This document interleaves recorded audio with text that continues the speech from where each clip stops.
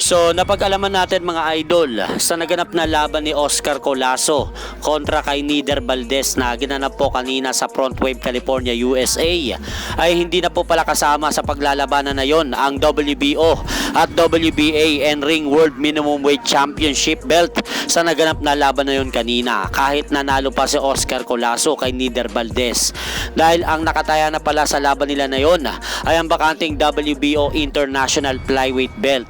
Opo mga idol, tama po ang inyong pagkakarinig.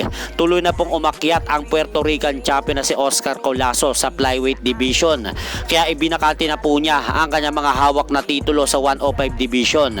Kaya mukhang malabo na po maganap ang Oscar Colazo versus Pedro Taduran para sa unification fight ng mga titulo nila. So dahil po sa pag-akyat na yan ni Oscar Colazo mga idol sa flyweight division, ay hindi po maiwasan punahin ito ng mga Pinoy boxing fans. Dahil kung matatandaan po natin, kung sakaling magtagumpay sina Oscar Colazo at Pedro Taduran sa kanilang mga laban, ay posible nang mangyari ang kanilang laban. Kaya hindi po maiwasang isipin ng mga Pinoy boxing fans na mukhang talagang iniiwasan nito ang ating pambato na maglaban sila.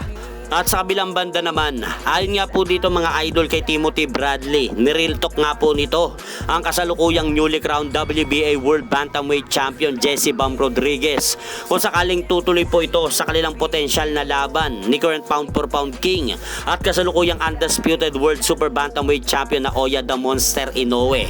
Dahil ayon nga po kay Bradley mga idol, round 6 lang daw ang itatagal ni Bam Rodriguez kay Inoue dahil hindi daw siya napabilib sa ipinakitang performance ni Bam Rodriguez sa naging laban nito kay Antonio Vargas, dahil sobrang dami daw ng tinanggap ni Bam Rodriguez na suntok galing kay Antonio Vargas. At kung titingnan po daw natin ang naging laban nito, halos nahirapan daw si Bam Rodriguez sa mga ilang mabibilis na suntok ni Antonio Vargas. At pakinggan po natin ang sinabi na yan ni Timothy Bradley mga idol. Strip say hell no to the no no no, hell no.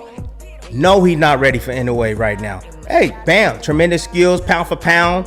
Inoue's on the pound for pound list, but is he ready right now, like the next fight? Hell no.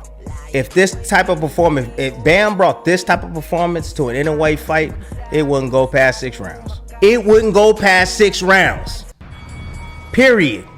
So kayo mga idol, sang-ayon po ba kayo sa sinabi ni Timothy Bradley na walang kapag-asang manalo si Jesse Bam Rodriguez kay Naoya Inoue kapag naglaban po sila?